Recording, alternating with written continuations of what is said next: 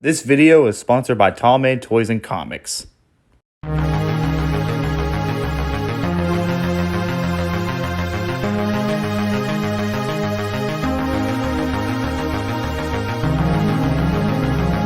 Did anybody ever go see the movie Avatar?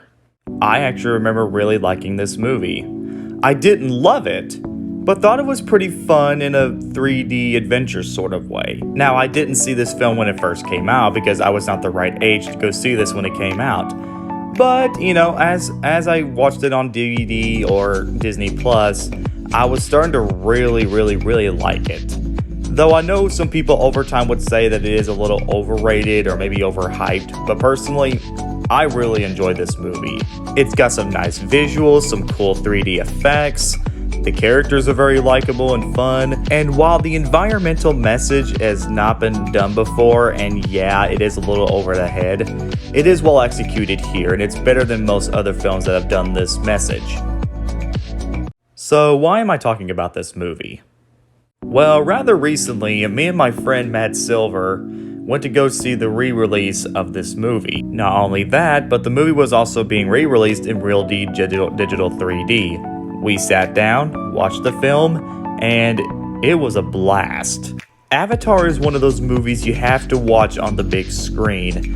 Kind of like Peter Jackson's King Kong or Inception, it's better to watch this film at a movie theater rather than at home. Mostly because the initial hype that I had for it had already worn off, and it's just one of those movies that was just made for the big screen, not for the television. But that's not to say I don't hate this film, it's still pretty good. So what else is there to talk about?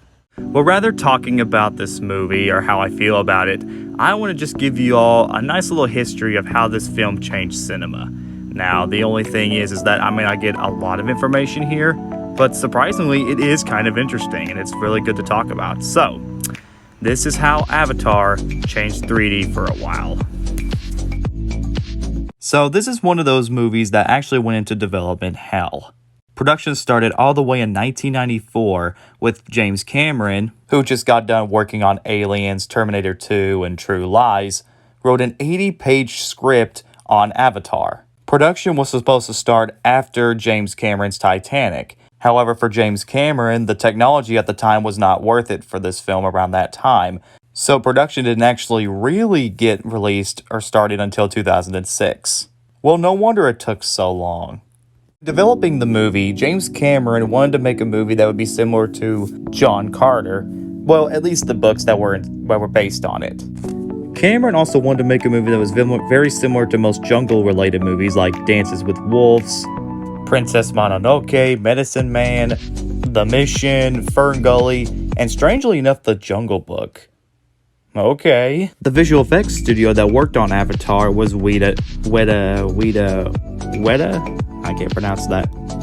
It's the same effects team that brought us the Lord of the Rings trilogy, the remake of King Kong, The Water Horse, and even the Rise of the Planet of the Apes movies.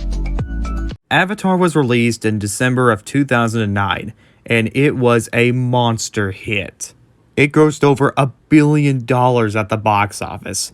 Not to mention, it was nominated for Best Picture. And it is now credited for being one of the few movies that made 3D so popular in film for the time. So, overall, guys, while Avatar may not be a perfect film, obviously, Avatar deserves a lot more credit than it's deserving to be. Avatar is a film that you have to see on the big screen in order to really experience it. It's one of those movies where watching it on the small screen just isn't the same. I mean, I understand for those who don't like this movie, I understand. But if you haven't seen it, give it a chance. I definitely recommend it. If you have an IMAX theater or any large format cinema near you that's re-releasing it, go watch it now. I'll guarantee you'll have a great time. Now, if you will excuse me, I've got a trailer to review.